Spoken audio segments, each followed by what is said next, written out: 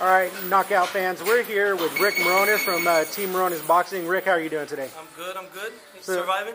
What have you been up to since last time we talked to you?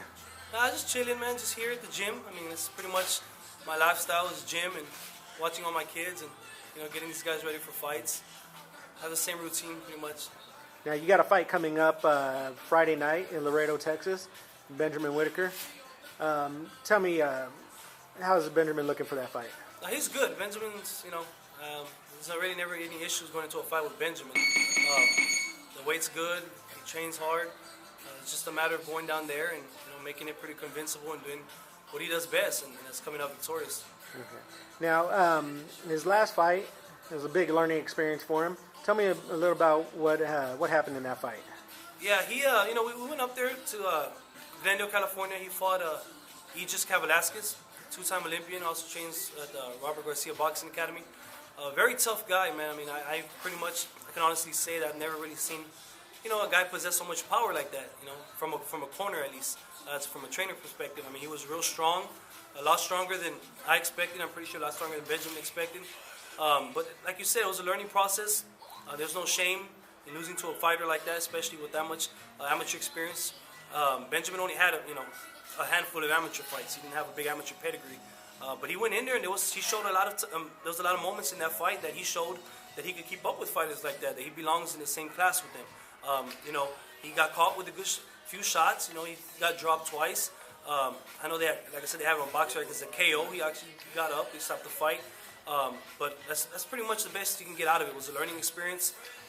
He knows what it is to get off the canvas. He knows what it is to get hurt. Like 99.9% of most fighters do. They've all been in that situation. It was his first time in it, and I thought he dealt with it. He's came back in the gym the next week. Wasn't there feeling sorry for himself. So like they say, there's always that test how a fighter bounces back, and that's what he looks to do this Friday night.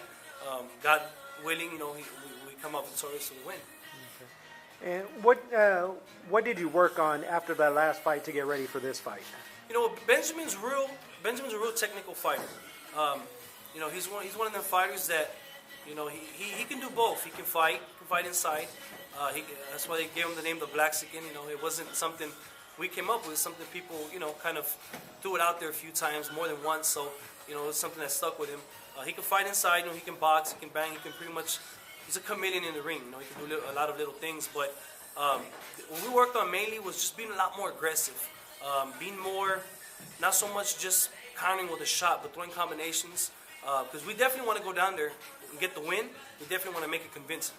It's tough going to people's backyard and getting that W. I've been in situations as a trainer where we've gone up to the game plan, worked perfect, everything was well, and we still came up short end of the stick. But we've been more aggressive. He's been more aggressive in the sparring, doing a lot more body work, doing a lot more punches, and that's pretty much it. Benjamin's real good at keeping his hands up, doing the basic, being real technical. He's always been good at that. So just being more aggressive, man. Being more aggressive and not looking for one shot to land, but making combinations land and letting the judges see that he's special. He can really fight. Seeing how well he's trained for this fight, do you see it going the distance, or what's your prediction for this? I'm predicting a win. That's pretty much. I can't Freddie Roach it yet and call knockouts. So, but just the win. If it comes, it comes. I do have a very good feeling. I feel real confident in the fact that when he throws a punch in this fight, he's gonna throw it with a chip on his shoulder, with a little more anger. So he's very strong, and like I tell him, he doesn't know how strong he is. So hopefully this fight, he'll open up a little bit more.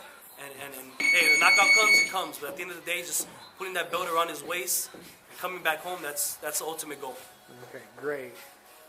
Now switching gears a little bit, current events in boxing. We were just talking about. A lot of fights got announced today. There's a lot of things still brewing. Main one is the Mayweather-Pacquiao. You got any insight into that? Do you think that's going to materialize after Manny agreed to all the terms from Floyd?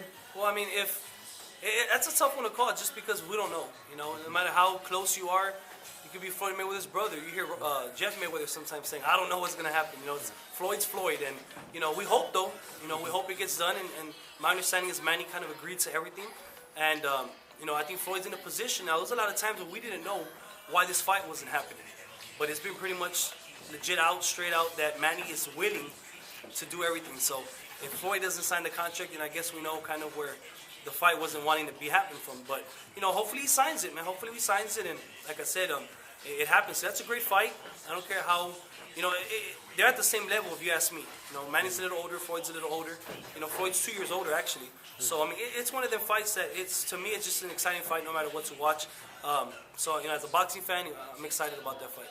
Okay. Now, some of the other fights that we talked about, Keith Thurman versus Robert Guerrero, Adrian Broner versus John Molina, and Danny Garcia versus Lamont Peterson coming up soon. Not to mention the fights this weekend, Deontay Wilder versus Stevens, and then following weekend, I believe Brandon Rios versus...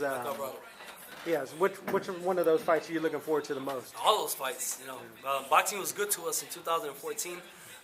To start off 2015 with a bang like that, it's incredible, and it just gives a lot of show what the promoters are doing now in the boxing business.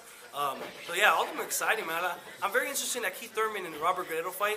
I'm not a big Keith Thurman fan in general. I'm not a big one-person boxing fan. I just love the sport in general. But he's been taking a lot of criticism for how he looked in the last fight. And you fight a guy the way he fought, it's very difficult, man. Those guys, sometimes they don't meet a second guy like Mauricio Herrera. The way what he did to Danny Garcia in that fight. There's some guys just have them awkward style that give you a lot of problems. And, his opponent that night was one of them fighters, So, Keith Thurman has looked good in all his fights.